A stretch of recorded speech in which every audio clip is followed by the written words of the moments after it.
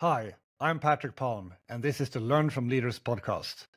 In this show, I interview favorite customers and other interesting leaders in product development, marketing, HR, executive management, investors. You find Favro leaders in many different places and in organizations doing game development and publishing, software as a service, and other tech companies, and big enterprises, going from very centralized command and control kind of organizations to a more modern way of working with a culture with high team autonomy and better alignment towards the company goals and values. So let's go. John, tell me what's been the biggest crossroads in your career? Biggest crossroads. I'd say there's been two big ones, two definitive ones. The first one was moving from enterprise software, ERP software to game development. And I took a intentional year and a half break before making that transition. My wife and I decided to do the mid-30s, sell the house, and travel the world for a year and a half. Which is still to this day, I think, one of the best things they've ever done. And if you can swing it, I highly recommend it to people. It broadened my horizons far past, what I grew up with, and certainly everything here in the U.S. So it was really the first time, other than traveling to Canada and Mexico and a single business trip to the UK, that I'd really been out of the country. So seeing 26 countries and really having the time to spend in each of those 26 countries, as opposed to, being a tourist on a 2-week or maybe even a 1-week vacation is very eye-opening.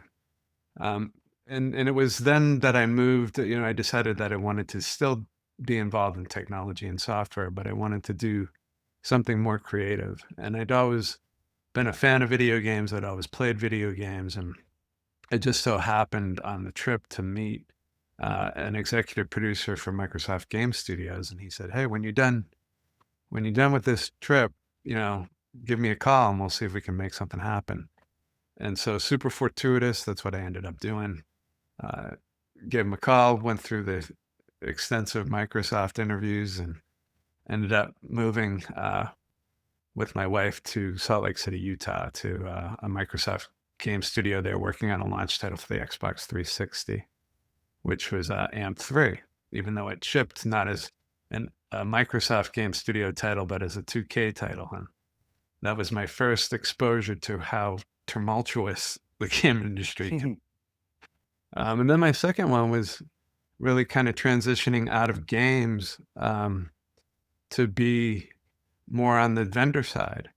And I did that with you, Patrick. I did that when I was the head of the Rock Band franchise at Harmonix Music Systems, working specifically on Rock Band 3. And we were using Handsoft. And you and I ended up having a conversation, and I ended up, coming to Sweden to meet you and the other two founders. And before I knew it, I was then moving to Sweden with Yeah. the family, which I love. So another huge transition, and quite frankly, a transition that I would have never been open to if I hadn't done that previous trip around the world. So and it is a big difference, obviously, compared from traveling, even extensively traveling, to actually being an expat in another country.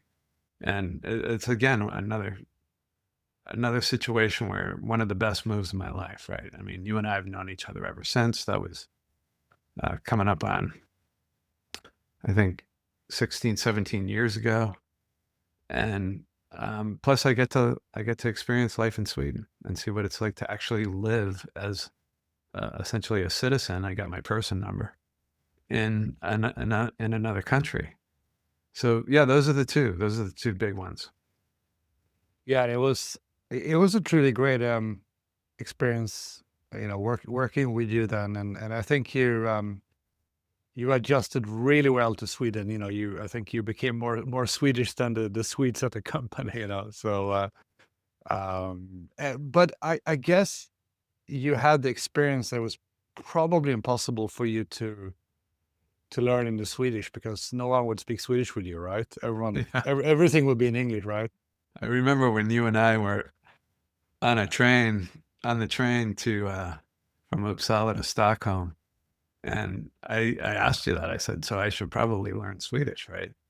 And you said, well, I mean, you can if you want, but there's only 7 million Swedes and we all essentially speak perfect English. So you might want to focus your efforts elsewhere. Yeah. Yeah, And that is how it is. if I had stayed, I mean, I was there for 3 years, but if I had stayed longer, I definitely would have made the effort to learn the language. But as you say, it is difficult to learn because even if you're checking out at the Ica or whatever, they can tell that you can't speak Swedish, so they instantly speak to English. It's too easy to speak English in Sweden. Yeah, and a lot of the Swedish companies, both tech startups and really large enterprises like, for example, Ericsson, that we also had a privilege to work with. It was one of our customers with Handsoft, and you and I worked together on that. It was more than 10,000 users of our software, and I remember every time we walked into a room having a meeting with them, it was kind of like United Nations. There would always be like so many nationalities. If you had a room with, let's say, 10 participants, it would be several nations represented in that meeting. And I think it's very typical for for companies in Sweden, because it's since we're such a small domestic market, we kind of have to be born global if we're selling a product.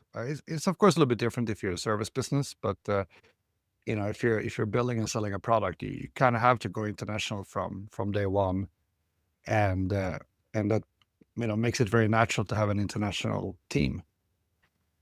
Yeah, and I certainly appreciated that. I mean, it made the transition so much easier to not have to learn the language right away. And I think Sweden in general makes the transition for expats super easy. I mean, within a month, I had a person number, which is essentially the equivalent of a social security number here in the U.S. And that's a minimum 5-year process to get something like that in the U.S., right? And I literally, within another 2 months, we had dentists and doctors calling us and saying, I'm your new dentist, I'm your new doctor, which is an incredibly painful process in the U.S. to find a doctor and find a dentist. Even with really good health insurance, it's difficult. So I certainly appreciated those aspects of living in Sweden. All right, cool. So, I mean, we're still working together because you started your own consulting firm, Broad Cove Insights, and we're in a partnership. So very often, Favro customers, they don't want to achieve status quo and implement the tool. It's typically part of a bigger transition. They want to move towards a more efficient way of working. Maybe you can tell a bit about what is a typical problem that the customers come with you at Broadcove. I think typically they just want a better way of working, right? I mean, if they're changing tools, which is quite often the case, they don't just want to take on a new, more flexible tool. At the same time, it's a really good opportunity for them to improve their ways of working, whether that's through increased agility or becoming more flow-based, working with Kanban and flow-based metrics.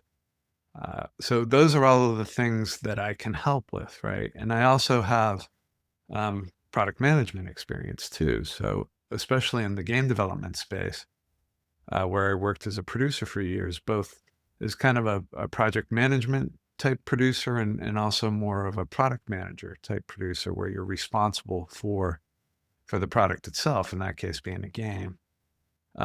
Same thing within enterprise software. I kind of took on both roles. So I think I offer a unique perspective coming from and having exposure to so many different industries and so many different sides of the product development spectrum that can really help.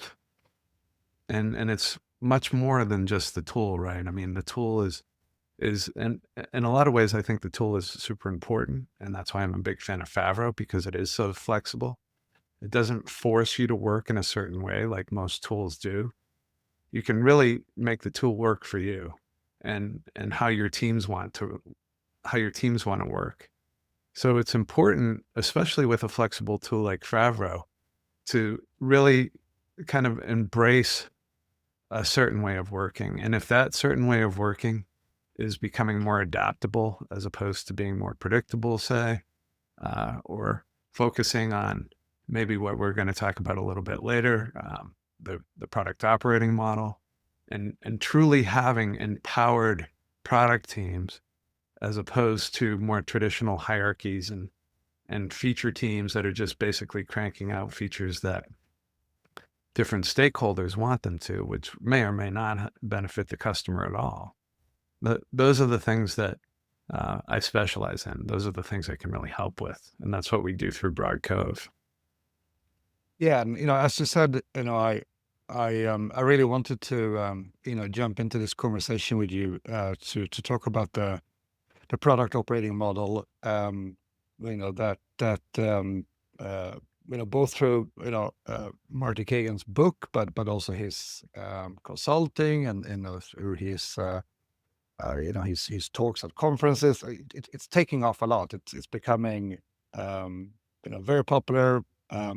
I was about to say very hyped, but I realized that might sound a little bit negative, which is not what I mean. And I think there's a lot of really good stuff happening with this. So I would really like to get your perspective on this, and I have many questions on it. But before getting into that, I think we need to start a bit in what you just said on your own experience, talking about product management, because if I look back at last 20 years when I've been working with various types of companies on how they organize themselves,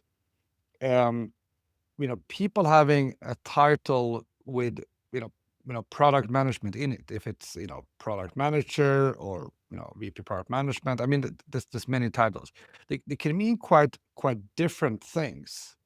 It can be very much on the business side. It can be very much more on the product side. How do you think about product management? What does it really mean to you? And that's a big part of the problem, actually, with a lot of titles and a lot of these different roles, is that they mean so many different things, as you say, based on what organization you're a part of.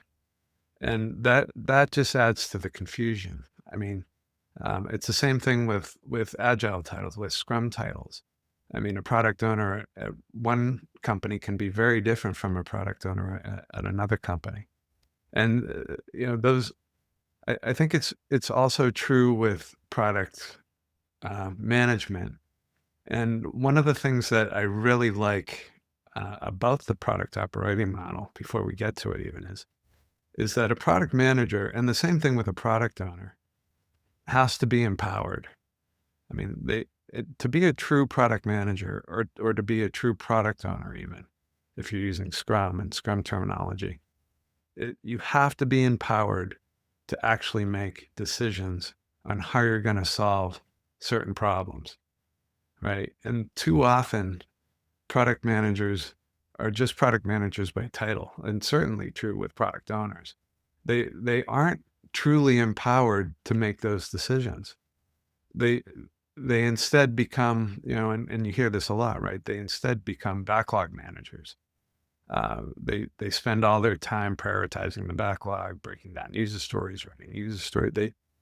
And that's not what people that's not really what people in the product world aspire to be. They don't they don't want to be backlog managers. So, and then you get into an even more complicated situation where you'll have a product manager and a product owner. And then typically what happens is the product owner essentially becomes almost the assistant to the product manager, which is also not how it was meant to be. So, I mean, in an ideal world, right? If you have the title product manager, you truly want to have the power that should come along with it, which is to determine a solution to a problem that benefits both the customer and the business itself, right? And truly also bringing together business and technology instead of having this, us versus them mentality, which is certainly present in many larger traditional Fortune 500 type companies. So you touched upon Agile, and obviously we've both been in that space for a very long time. And an observation that I made recently that I would like to get your take on is that Agile is a little bit out of fashion right now, but it takes two forms. It is let's say the constructive, positive form, which is that the prediction that Alistair Cockburn did in his keynote at an Agile conference many years ago, that was that he said, in 10, 15 years, we're not going to talk about Agile software development or Agile product development anymore. It's just going to be, he was specifically talking about software development there, so I'm going to quote him right. So he said, we're just going to talk about software development. There's going to be no like Agile software development. That's just going to be software development. And I do see that happening with companies that have been good, companies that have adopted Agile methods and are successful with it and are not only doing Agile but being Agile. So I see that these organizations, they don't really talk about it so much anymore because now it's really part of their DNA and how they work. And the other things that they're focusing now in terms of improving their way of working. And then you have the other group I've seen where they have had big initiatives around Agile, but they never succeeded in being Agile. They were just doing some of the ceremonies and all that, but it didn't really work out. They didn't succeed in being Agile, and there it has been a bit of a backlash. And well, to simplify it, kind of being like, well, that didn't work, so we don't like that anymore. So this is kind of like my observation. Do you share that observation, or do you see it in a different way? I mean, I agree. I think overall, I agree. I think there's still even the distinction of being Agile versus doing Agile has kind of fallen out of fashion to a certain extent. It's really come down in my mind to two things, right? There's a lot of organizations, product organizations or development organizations that consider themselves Agile, right? So they don't even want to talk about Agile anymore because they think, as you're saying, they already are Agile. Where in fact, they most likely aren't. Because, I mean, what it really comes down, say a SAFe organization for something, for example. As Marty Kagan says, right, SAFe is the antithesis of the product operating model, and in many ways, the epitome of fake Agile. Mm-hmm. Because there is no such, it just continues to substantiate the hierarchy of the organization as opposed to having a truly empowered product organization across all levels. And that's a big difference, right? And the other thing too is that you can be, doing Scrum, you can be doing Kanban, you can be doing XP and say you're Agile. But if you're not continuously deploying and releasing valuable solutions, right? Valuable software to your customers, then you're not agile, right? There's so many teams that maybe, working in Scrum, working in sprints, working in continuous flow Kanban. But they're still not they're still releasing maybe once a quarter, or they're maybe even worse, releasing once a year, right? And that's not agile. So I think real agile in many ways really boils down to, are you continuously releasing value to your customers, whether it's, players for a game, or if it's, customers of your project management SaaS tool, right? It's how often are you releasing, and how often are you using those releases to learn and adapt as you go. What you're saying reminds me about what a quote by Mary Poppendick that wrote Lean Software Development, book that became very popular many years ago. And I might quote her a little bit wrong now, but it was basically something like, don't measure don't measure how don't measure if you're doing agile, measure the results you're getting from your your new process. Basically, I'm totally misquoting her here, but the sentiment of it was Right. basically like it's not about how many rituals and what kind of process you implemented. It's really about what are the results you're seeing from it, and then it's really down to like whatever works. I mean, some ideas. There was a very famous Swedish CEO back in the 80s, and he wrote a book called "Tear Down the Pyramids." It was very much around having an enterprise organization that should maybe not be so tall in its hierarchy, and make it more flat, and that would be more efficient, because you will also be more adaptable to what happens in the market. And I mean, this was back in the 80s, but now we would probably see these ideas as something part of an agile framework, but also if we look at the product operating model, it's kind of like part there. But yeah, sorry, go ahead. You're hitting it right on the head as far as, we talk a lot about transformation, right? When I was doing pure agile coaching, that's what we were in there for. We were in there to do an agile transformation, right? And now you're hearing a lot about companies transforming into this more empowered product teams, this product operating model. And as most people will tell you, the number one reason why any type of transformation fails is because of resistance. And it's typically resistance at that middle layer, right? It's at that middle layer of management, where they don't want to lose power, essentially. They don't want to lose sway over their teams. And as soon as you start talking about cross-functional, with which both product organizations and agile organizations are all about cross-functional, right? Cross-functional empowered teams, then that's a hot button for somebody who's head of engineering, or in video games, somebody who's head of animation, because they feel like, well, where does that leave me if my team members are all spread across all these other cross-functional teams? And there's an answer to that, right? Marty Kagan really, again, he does a good job of calling those types of people, those managers of the different disciplines and on those cross-functional teams.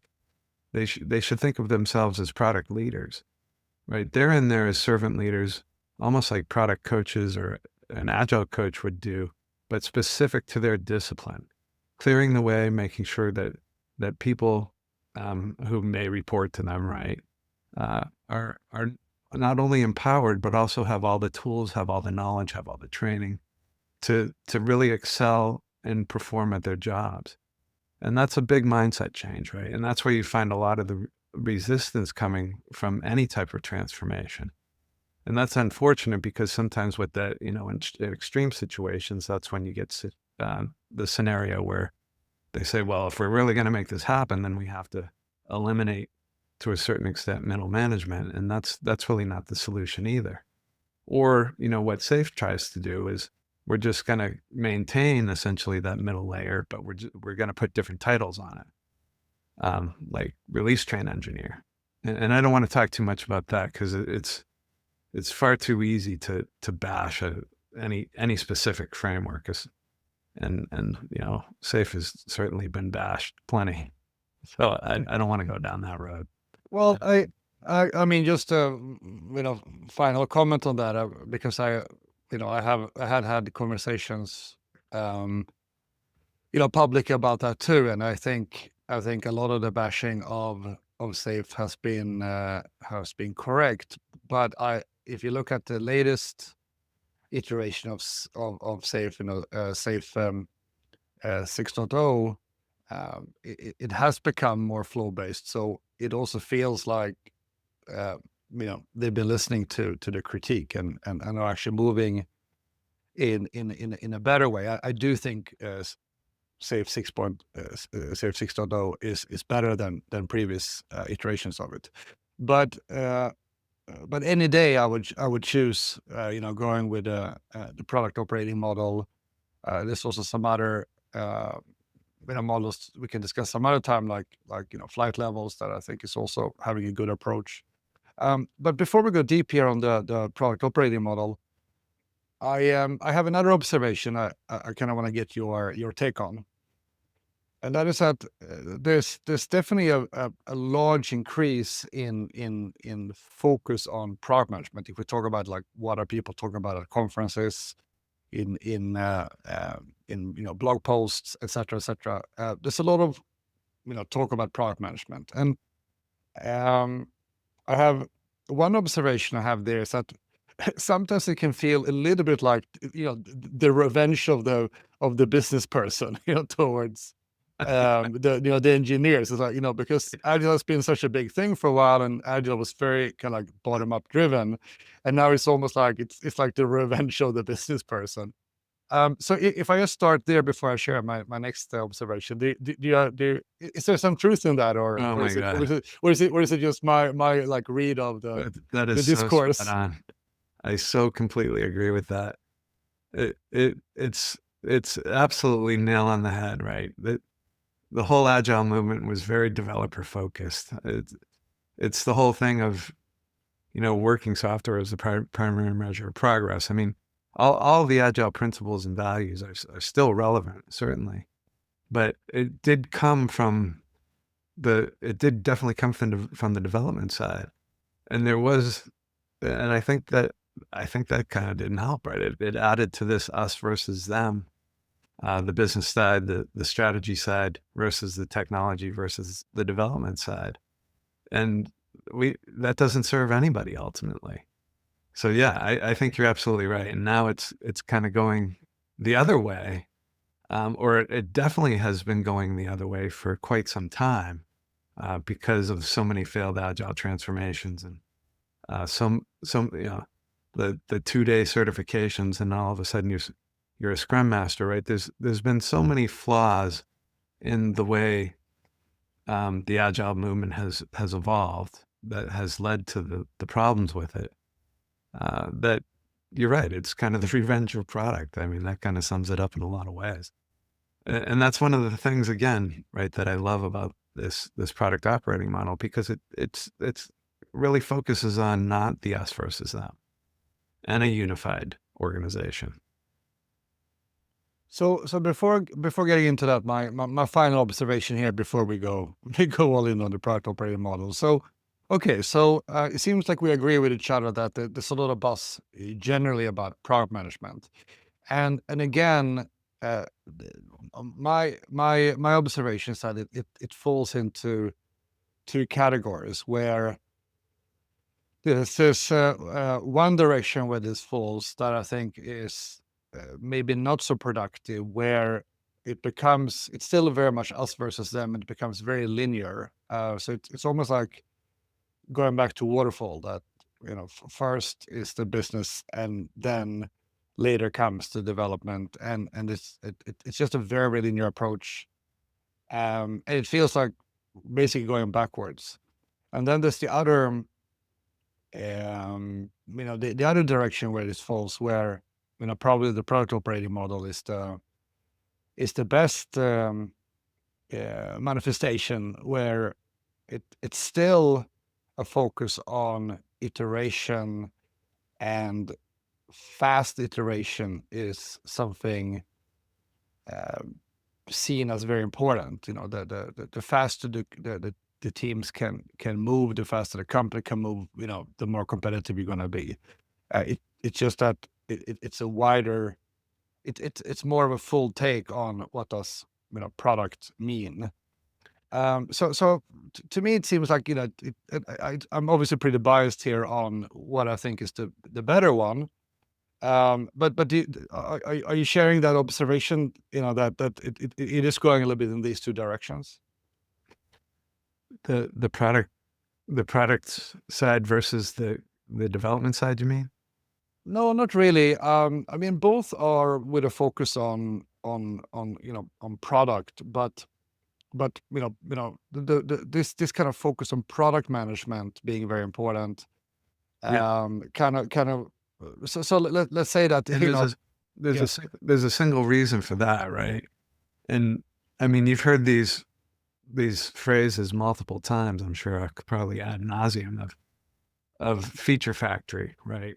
Or outcomes over outputs, and that's a kind of another unfortunate aspect of the Agile movement, is that teams who did get good at Agile ways of working became really good at creating a lot of stuff, a lot of outputs, a lot of features. And that's where the feature factory term comes from, right? So they're cranking out features, but are they features anybody wants? Or even worse, right? They're features that the customer doesn't want, but individual stakeholders on the business side of the organization want those features for their own agenda, typically.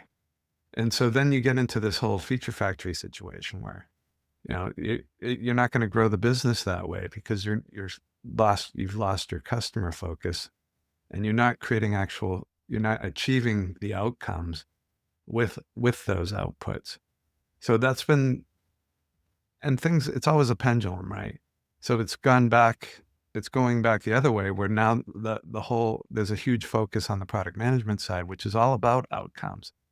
It's all about discovery. And is this something that the customers are going to want? Is this something that's actually going to improve the customers' lives before we build it? And that's one of the big differences between,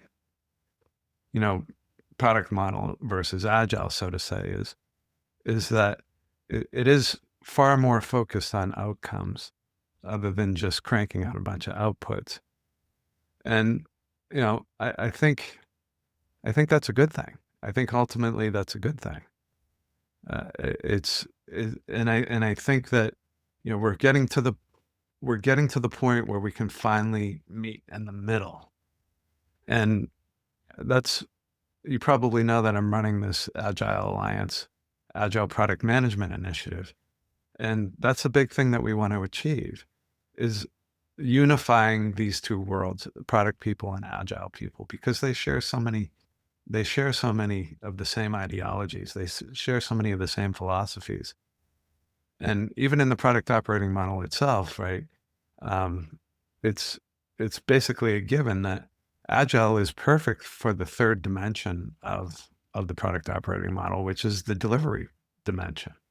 It's figuring out how we build these solutions, and that's not going away.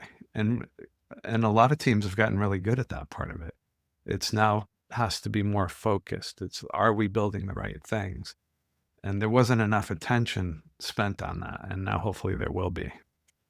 Yeah. So let's get a little bit deeper into the model. Marty Kagan, he wrote this book called Inspired, with the subtitle, how to create tech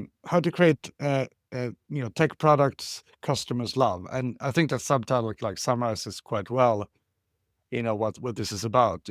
what you said there, it's not about just cranking out a lot of stuff at the higher speed than ever. It has to be, stuff that customers actually love. So, if for someone, who hasn't read the book, I mean, how would you summarize the product operating model? I'm a big fan of that book. I'm actually a bigger fan of his other book, Transformed, which goes deeper into the operating model itself, the product model itself. But to sum it up, right, and the good news is it's not some overcomplicated process. In fact, it's not a process or a framework or a methodology at all. It's just the conceptual model of how really good product organizations build products that have turned them into unicorns or turned them into, hugely successful companies.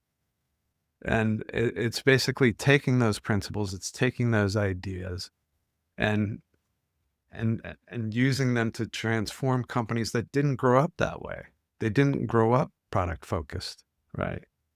So, and he does a really good job of bringing this conceptual model that's been around for 20 plus years and describing it, packaging it in a way that's very digestible. And I think that's a kind of a hallmark of any thought leader, right? Is that they're able to take something that's been around for a long time and somewhat simplify it and put it into a very digestible form or package, which these books and his articles and videos have become. And that's why it's become so talked about. And it really just boils down to things that have kind of already existed. We've always kind of talked about the 3 levels, but very distinctly, strategy now is focused on which problems we want to solve, and discovery is very simply how are we going to solve those problems that we've determined that we do want to solve, and then delivery is how are we going to actually build those solutions. And it's a very clear. The product model often offers a very clear way of how to go about changing your mindset or ways of working in those 3 distinct dimensions, right? But the number one thing is that in order for it to work, all 3 of those dimensions have to be unified. It's not like you say waterfall where you're, constantly, we're going to spend 6 months working on the strategy, and then we're going to spend another 6 months working on the discovery, then another, whatever on the delivery. Waterfall way of doing it. This is all happening simultaneously, right? It's all one single empowered product organization. And that's what makes it so powerful. And I think one of the things that really clicked for me, coming more from the agile side of things, where I've spent the vast majority of my time, is the discovery piece, right? In that, yeah, you can say, and as a product owner is essentially supposed to encompass what a product manager does. It didn't really work out that way. And unify the business with development, with technology. And the real problem has come from it being so development focused, as you said. And now with the product operating model, what we're kind of doing instead is saying, what we did from an agile perspective is you said, well, yeah, we can tell what the customer wants because we're just going to iteratively and incrementally deliver software to them super fast, these features, and see if they use them and see if they like them and get feedback super fast. The problem with that, though, is that you actually have to build that software. And that's very expensive relatively. So wouldn't it be better if instead we did more product discovery before we even started the development, right? And we're continuously doing both, and they're continuously feedbacking each other as to, to levels of magnitude less expensive, figure out through prototypes and experiments in the discovery dimension what it is that the customers are actually going to want, what's actually going to benefit the customers and like make their lives better, far cheaper, right, and far faster than actually building it to find out. And that in my mind is the big difference, especially coming from the agile side. If you look, well, I have to take a step back and ask, because you mentioned that a lot of these ideas have been around for a long time, but it's been nicely put together and conceptualized by him in this model. Do you see a parallel with the lean startup? And because when that book came out and everyone was talking about the lean startup, it was very much a way to look at, like, how does successful startups operate, and then bigger companies wanted to work more in that way. They basically wanted to operate more like a startup. Is there a bit of a parallel between these two? Yeah, I'd say absolutely that any large organization is now become in some way, shape, or form a technology company, and to a certain extent, probably a product company too. When I was working for the real estate holding company as an agile coach, that was their whole mission, right? It was to figure out how can we become not only more agile, but become more product focused in our offerings, and moving away from more of just a pure service organization mindset. And it's a very challenging thing to do, to kind of reverse engineer that, but that's what these transformations are all about. And that's absolutely what they're trying to do, is they're trying to become as nimble as a startup. And you hear it in the news where certain companies say we want to be the biggest startup on the planet, right? And to be fair, a lot of these companies that are incredibly successful today, like the Amazons of the world, they evolved essentially as product companies. They evolved with this mindset, right? They were essentially almost born this way. And that's what other larger, more traditional companies want to emulate. And that's where that's why there's so much talk about this. Both from an Yeah, I really agree. When when I've been studying, the product operating model, it resonates with a book that I read not too long ago, which was the collective writings of Jeff Bezos. And if you distill some practices from these collective writings of Jeff Bezos in that book, there's a lot of parallels. So I think your analogy here with Amazon is very, very good. And of course, which company doesn't want to be as successful as Amazon? So, and another key kind of point there too is, if you're used to working on a traditional feature team, maybe it's not just a change for middle management, whatever. It's also a change for your individual developers, your individual engineers, because you're now held, when you move to this product model, when you move to even a more agile, self-empowered team, self-managed team, as it was intended, I've rarely seen it. You're also now accountable. You're not just accountable for creating that feature. You're also accountable, because you're on this empowered product team, to come up with the right solution. You can't just say, well, I delivered the feature, and the customer doesn't like it. That's not my problem. That's somebody else's job. That is now your job too. That's another huge difference. And not everybody's going to like that, but some people are going to thrive in that environment.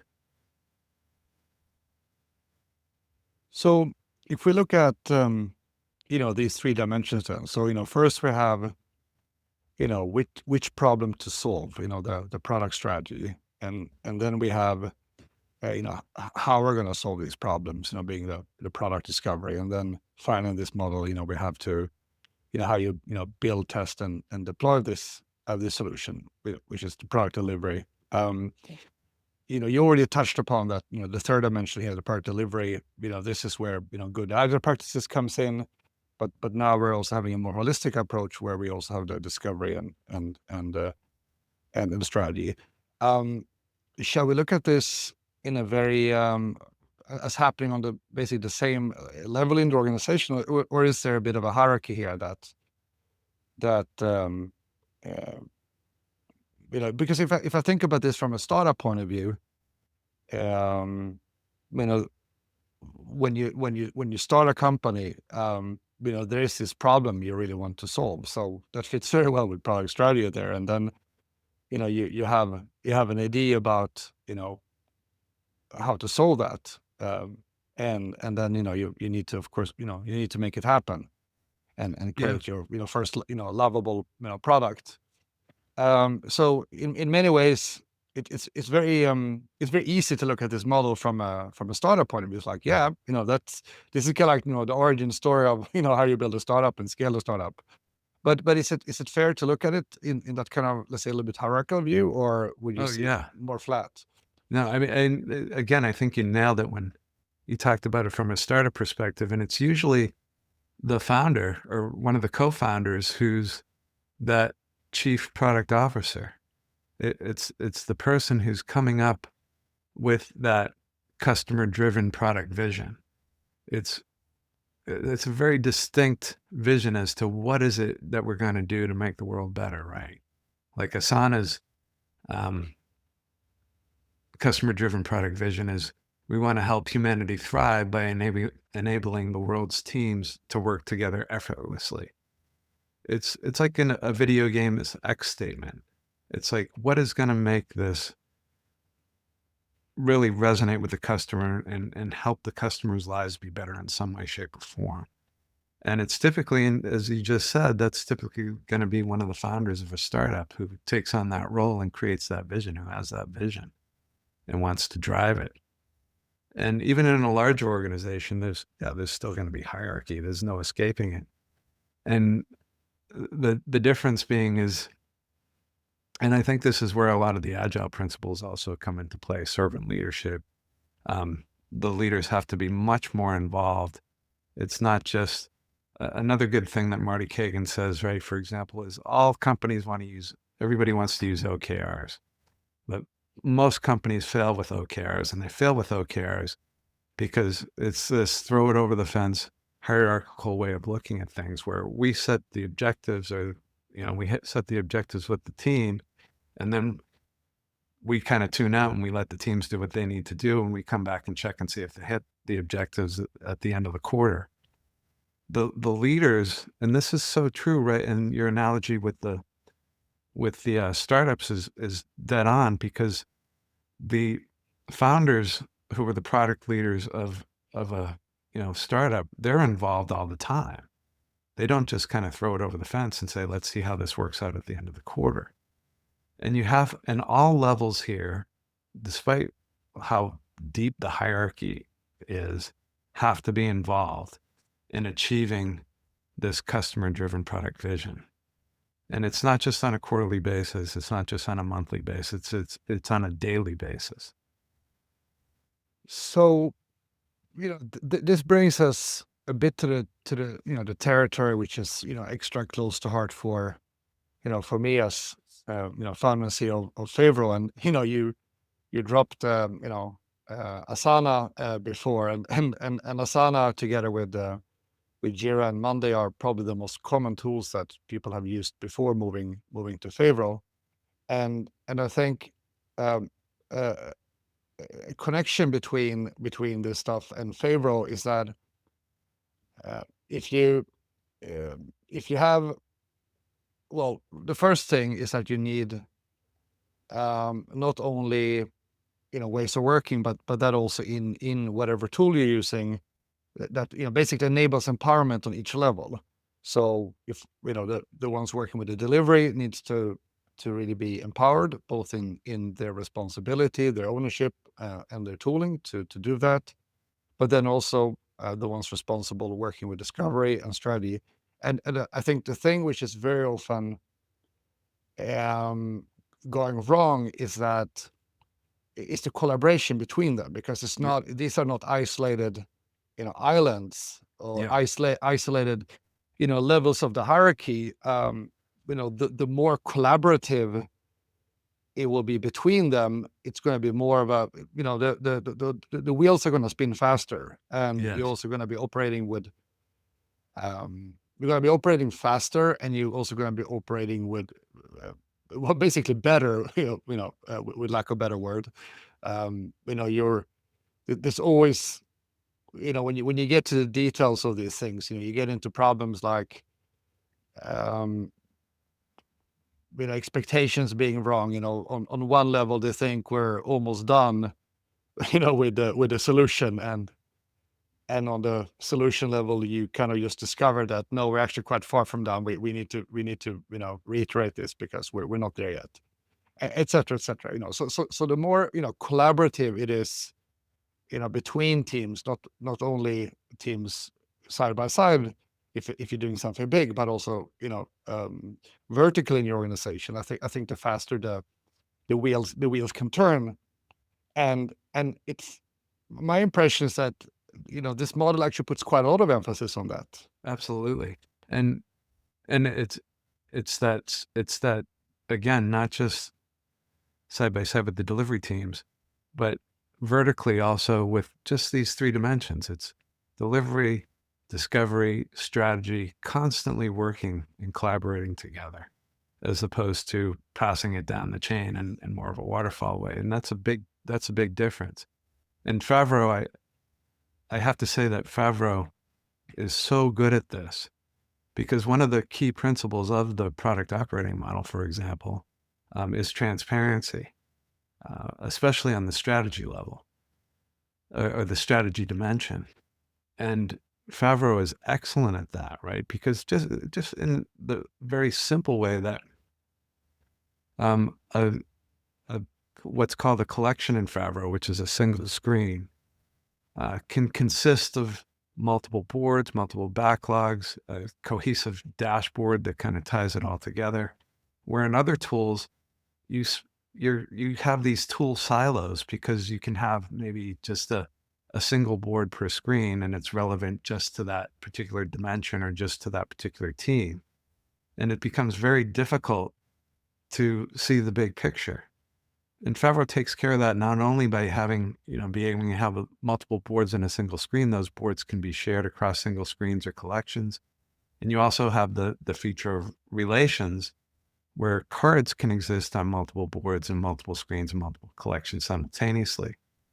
So you're always able to see very clearly what other teams are working on, as well as what other dimensions of, say, a product operating model are working on.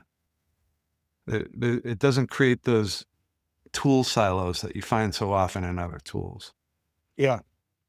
And I think, I'll shall plug here, so, you don't have to do it, that, you are also offering a solution for this model. So you can basically just, click in Favro or click on the Favro website and get started with this model. And since Favro is so flexible, you get the model set up and you get a starting point, but you can instantly start modifying it to exactly your needs. So I'll plug it so you don't have to. But I want to ask you something else. So where is this going? I mean, obviously, this is very, very hyped right now. As I said, Marty Kagan, he's founder and partner at Silicon Valley Product Group. And so this is something very much coming out of Silicon Valley. And obviously Silicon Valley is very, very good at has always been very good at product management. A lot of the most successful product companies in the world, come from there. And as with most trends coming out of Silicon Valley, it kind of starts there, it gets traction there, and then spreads to the rest of the world. What is your read on how far it come? Sometimes when people like you and I are observing that a trend is having very, very strong momentum, it's still actually just very early stage. It might be that a lot of people talk about it in Silicon Valley, but if you take your let's say big enterprise in Germany or Sweden, they might still not actually be familiar with it. I mean, what's your read on how far it come in its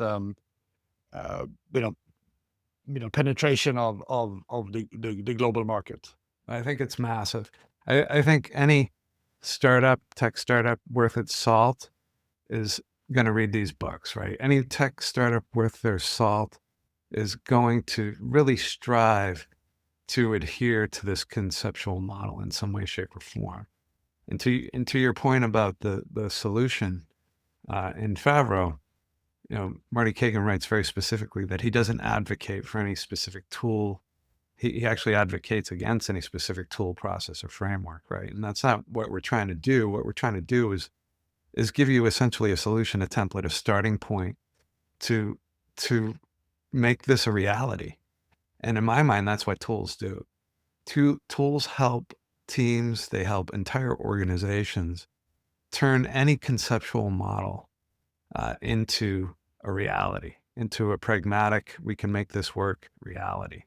And I think Favro is excellent at that because it has that flexibility and it has that transparency. As far as, how far has this come? How far is it going to go? I think this is huge. I think this is the best packaging, so to say. It's the best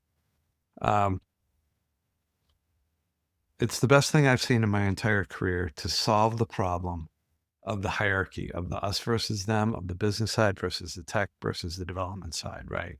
It solves that problem because startup companies don't have that problem because they're born technology first, right? They don't have this.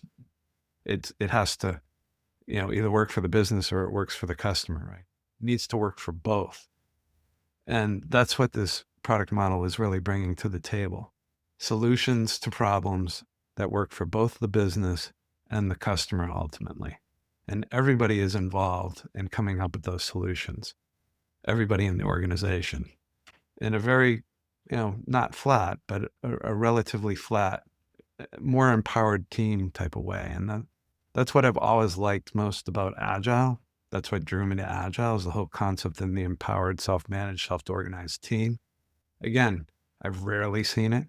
I think this is the best chance we have at really achieving those empowered teams, those empowered, self-managed, self-organized teams. And it's also, I'll go so far as to say is it's the best chance we have of saving Agile because it plays such an important role specifically in the delivery dimension. That is truly exciting, and I agree with you that in times when there's been a lot of negativity around a lot of things, this is a very positive trend that I think will make a lot of organizations simply better and also more rewarding to work in. Yeah, I agree. This is the type of organization I want to work in, or would want to work in, as an organization that has adopted these principles and works in this way. And I think a lot of people would feel the same. Does it come with more accountability? Does it come with more responsibility? Yes. But as you know, you and I working together so long, right? The people who have thrived at Favro have been essentially the ones who have had that mindset, who have had that, I'm not just told what to do and how to do it. I'm empowered to really come up with solutions, really come up with, take those initiatives, right? Be empowered to make those decisions. And not everybody's comfortable with that, but the people who are, that's the type of organization they want to work with. I hope you liked that interview. If you did, you know what to do. Share it on your favorite social media so others can learn from the Favro community.